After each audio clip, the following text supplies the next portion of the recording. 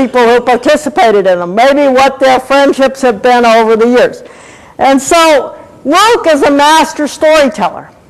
Now what that means for understanding the parables is that many of the figures in the parables are exaggerated. They're stock characters. They have attitudes and behaviors we can recognize from Roman comedy or mime or something like that. So it's important in reading the parables to look out for the exaggerations and the humor and figure out sort of how the audience would react to that.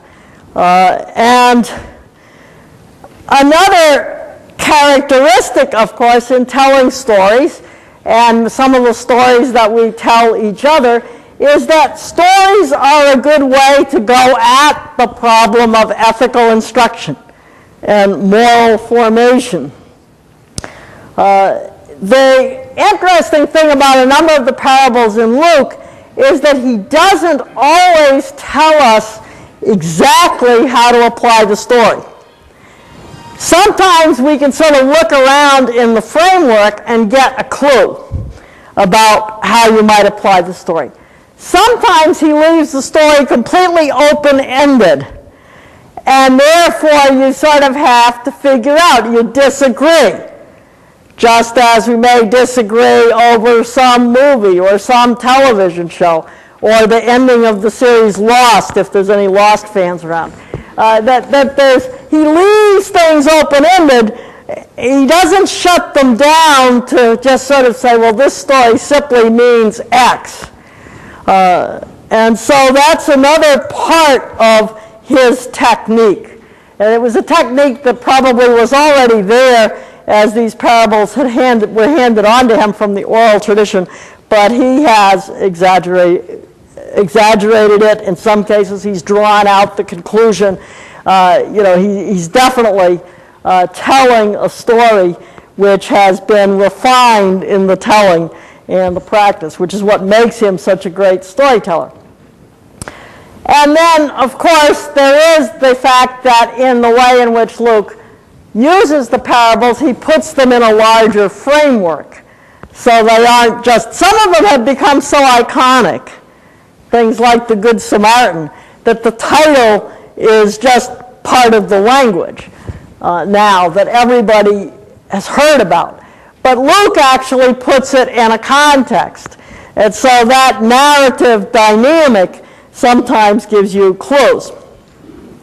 Most of the famous parables of Luke are located in a special section of his gospel, which we've just started into, the journey narrative, in which Jesus, at the end of chapter 9, he sets his face. Luke copies the Hebrew Bible every now and then, so this is sort of like a resonance. Okay, this is serious. Turns his face to head to Jerusalem. The other thing is it's going to take him 10 chapters to get there. And the 10 chapters aren't really laid out in a nice route unless he's got the squirreliest set of directions you ever heard. But he uses that journey narrative as a key opportunity to include a great deal of instruction and formation of the disciples, and to include a large number of narrative parables. Obviously, we can't talk about all of them, but I laid them all out for you in your handy-dandy chart, so you can take it home and take one a day and meditate on it. The chart basically has 3 columns. The left-hand column is self-explanatory. It lists the parables and the name. The middle column sort of gives you a clue as to who's it to, what's it provoked by, and if there's a conclusion that's given in the narrative, what the conclusion is. So those are some of the clues for how it fits into the narrative. And then on the right-hand side, in the right-hand box, there are 2 elements. One, the top line either says L, which means that this parable is only known to us from Luke's gospel. Now, we don't think he made them up, but he had his own source or occasionally you will see references to other Gospels, to Mark or to Matthew, which means that we have other versions of the parable. But you will notice how many of these have L's in the top line. So there's special material that Luke has in his Gospel, and only Luke has it. The second piece is I got sort of in the mood when I was doing this to try to figure out the emotional tone of what's going on in the parables. Because a lot of people like to sort of reduce the parables down and just sort of to as though it was an intellectual point.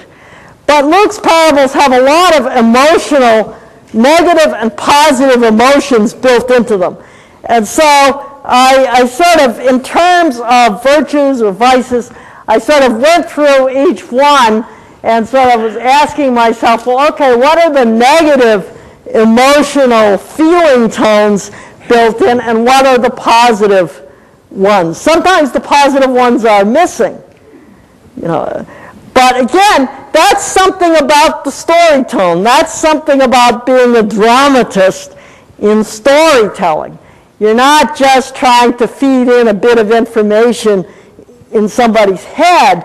You're actually trying to describe, to elicit various kinds of emotions. So, and you can see, I put the negative ones first. Of course, you see there's a lot of negative ones in there, as well as the positive ones. So that'll give you an idea of how complicated these parables are.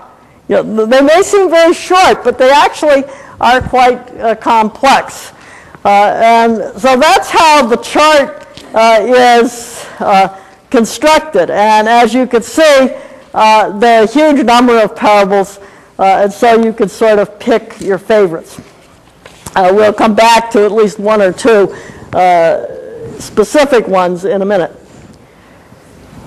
There are also some traps that people fall into because we've gotten into some bad habits of perhaps not really recognizing the storytelling drama that's going on in the parables. And so those I have put, after you get done with the chart, some traps to be avoided. One trap to be avoided, which is extremely important, and it has been underlined by the past two popes and various other instructions. Parables are not anti-Jewish.